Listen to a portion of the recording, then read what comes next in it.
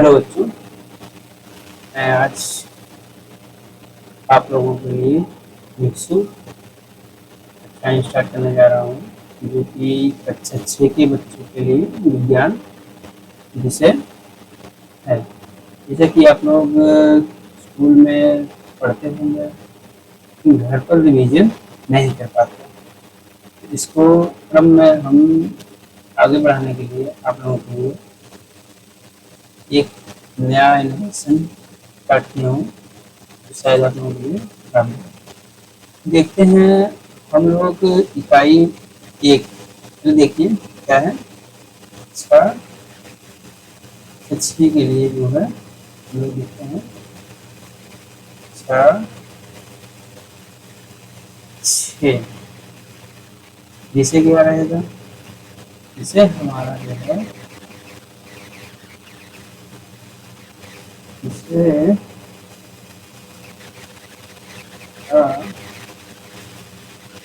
इसे देख लीजिए। अच्छा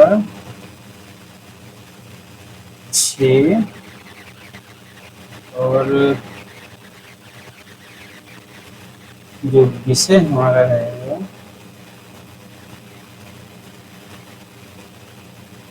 क्या है, विज्ञान। विज्ञान क्या है, विज्ञान एक ऐसा विषय है जिसके द्वारा हम तथ्यों को सही क्रम से समझते हैं, जानते हैं, उसका अध्ययन करते हैं। ये जो कि कक्षा 6 का पहला इकाई है, इकाई इकाई एक इकाई इकाई एक का क्या नाम है, दैनिक है, दैनिक जीवन में विज्ञान। दैनिक जीवन में विज्ञान का अर्थ ये होता है कि मानव जो है अपने प्रतिदिन दैनिक क्रिया में कहाँ कहाँ विज्ञान का उपयोग कर रहा है, कहाँ कहाँ उसका सदुपयोग कर रहा है, उससे क्या क्या उसके जीवन में परिवर्तन हो रहे हैं, उस सब के बारे में हम लोग स्टडी करेंगे। चलते हैं, देखते हैं हम।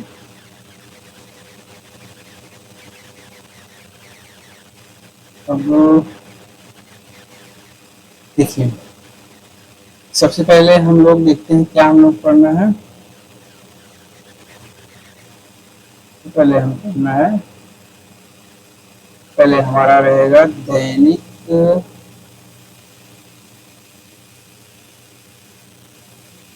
जीवन में विज्ञान की भूमिका, यानी मानव के दैनिक जीवन में क्या क्या विज्ञान की भूमिका है। आप देखिए तो क्या देखना है, परंपरागत एवं वर्तमान परिप्रेक्ष्य में विभिन्न क्षेत्रों में विज्ञान की भूमिका। जैसे परंपरागत परंपरागत अर्थ होता है कि प्राचीन समय से हम लोग विज्ञान का कैसे कैसे परिवर्तन किए, फिर आज के आधुनिक युग में विज्ञान का क्या बदलाव हुआ है। तो अब आप देखिए, आप लोग सबसे पहले करिए कि बुक निकाल लीजिए। बुक निकालने के लिए निकालिए, तो उसके बाद हम पढ़ाते हैं। देखिए बुक निकाल लीजिए।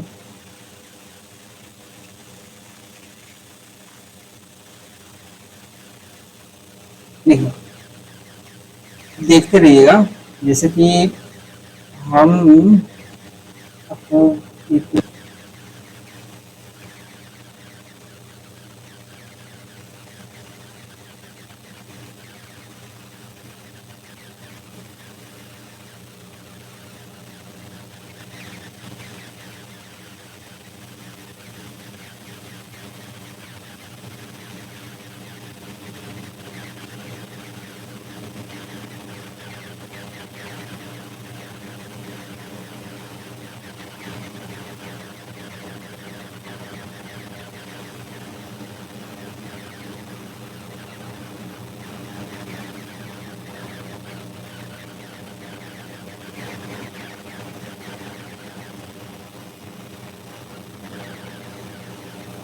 जिज्ञासु प्रवृत्ति का क्या अर्थ है? जैसे किसी चीज के बारे में तो जानने की इच्छा रखता है, ठीक है।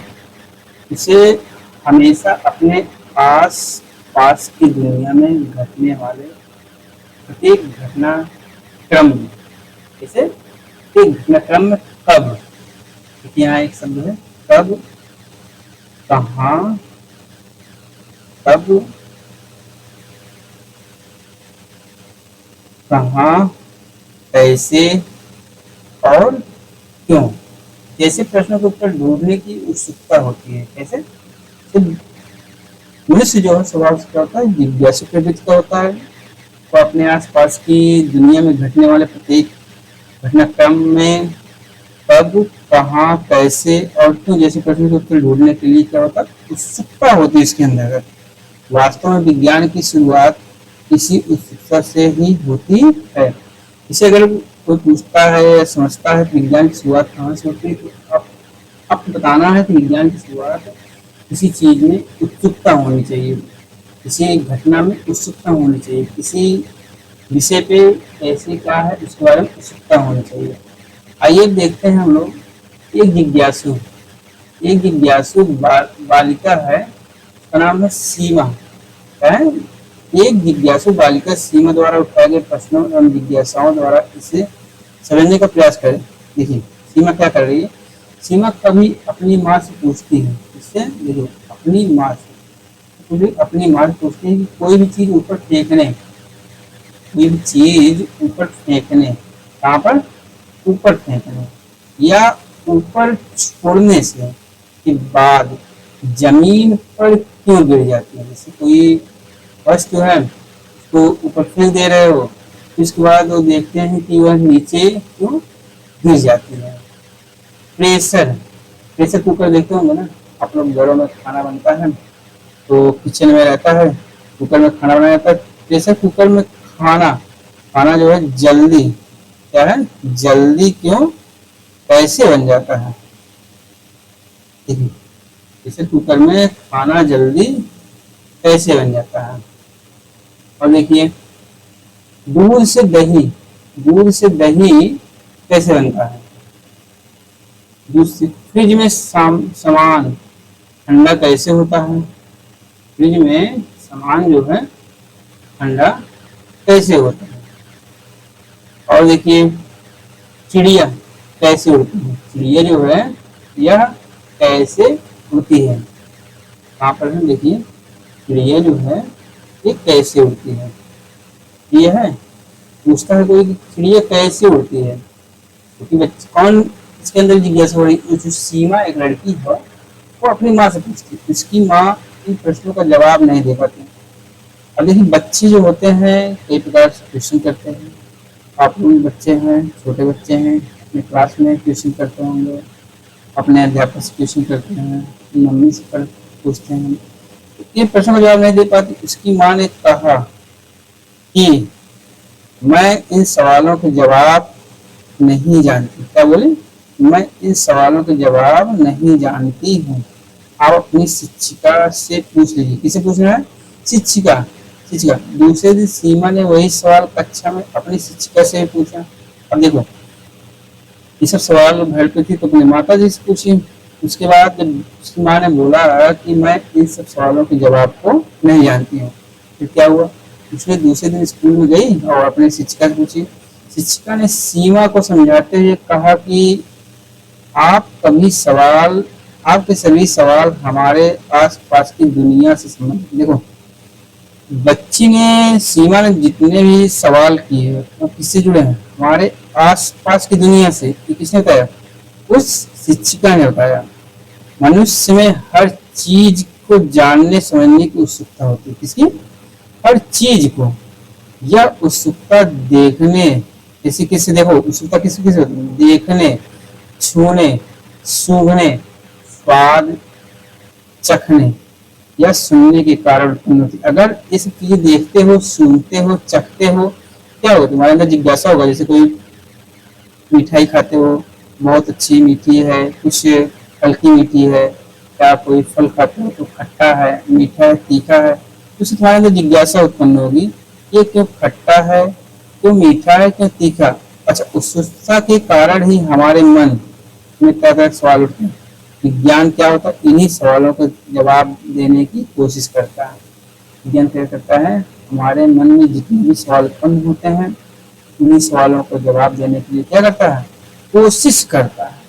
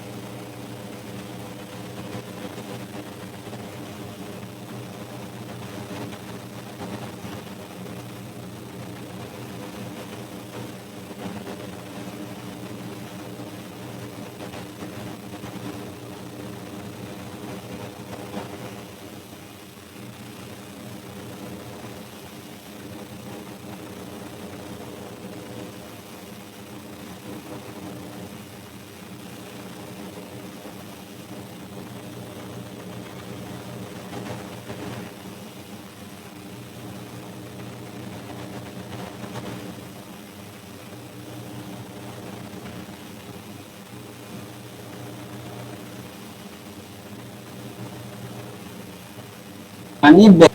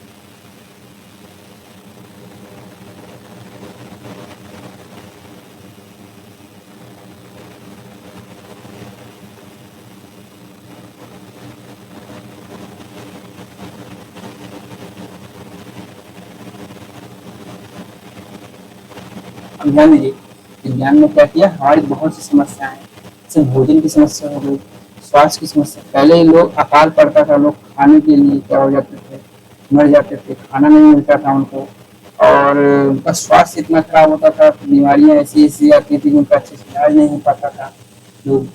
और यातायात विज्ञान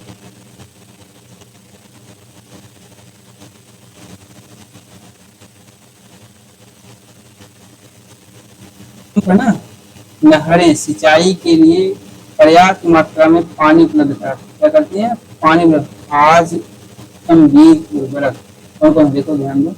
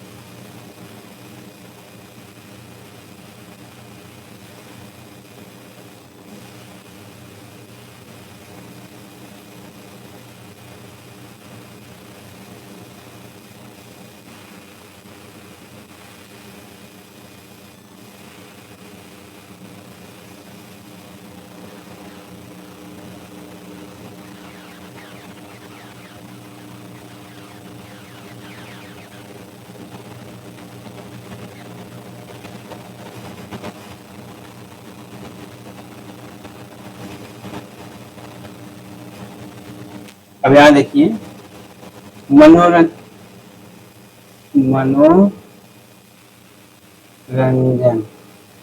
तो आपसे पूछता है कोई मनोरंजन, मनोरंजन में क्या हो गया, टीवी, यानी देखिए टीवी ये बीमारी वाली टीवी नहीं है, इसको मत सोचिए, टेलीविजन, इंटरनेट। अब इंटरनेट सोचोगे संचार का माध्यम, लेकिन इंटरनेट से मनोरंजन भी होता है। आप क्या देख सकते हो, मूवी देख सकते हो, और रेडियो, और मोबाइल, मोबाइल पे देखिए मनोरंजन करते हैं क्या, यूट्यूब देख लीजिए, कोई भी चैनल चला के आप लोग देखते हो जिसपे कि इसी प्रकार के गाने सुनते होंगे। क्या हो गए, अब आ जाइए देखते हैं कि अच्छा कृषि में क्या किया, उर्वरक दिया, कीटनाशक दिया है, चीजें दिया है ना, किसने दिया है, सब विज्ञान ने दिया है। अब इसको देखिए, चलिए देखिए, ये हो गया चिकित्सा, चिकित्सा में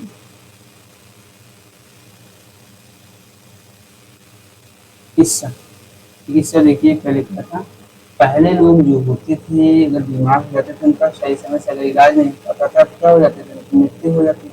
लेकिन और ऐसे ऐसे लोग होते जिनका इलाज संभव नहीं पाता, लेकिन आधुनिक टाइम, आधुनिक समय में, आधुनिक समय में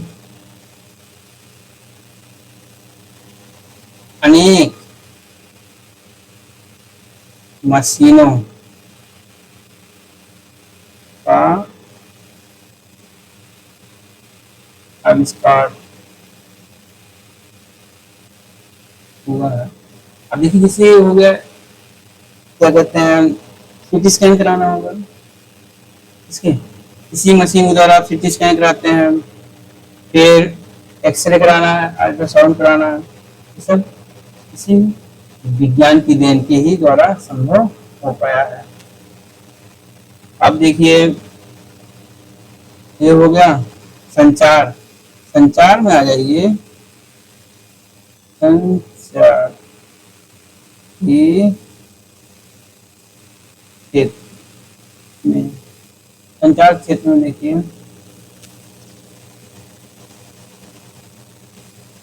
संचार क्षेत्र में क्या हो गया, टेलीविजन,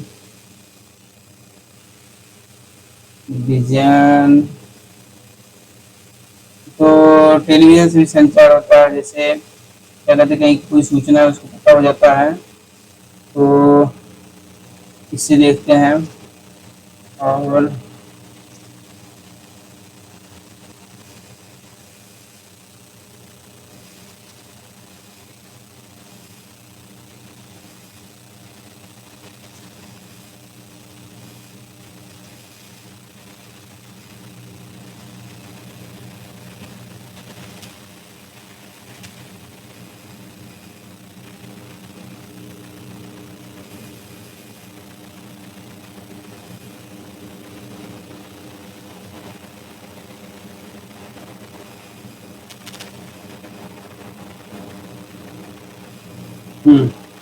देखिए इसमें संचार में क्या क्या है, टेलीफोन, मोबाइल का संचार सबसे बढ़िया जो उपयोग हुआ है सैटेलाइट, सैटेलाइट, इंटरनेट, फैक्स, इन सबके द्वारा संचार क्या आ गई है, क्रांति आ गई, क्या आ गई है, क्रांति आ गई। अगर इसे नहीं आता तो सब लाभ नहीं होता है। अब चलिए देख लेते हैं वैज्ञानिक वित्त के कौन कौन से चरण होते हैं, वैज्ञानिक वित्त के चरण।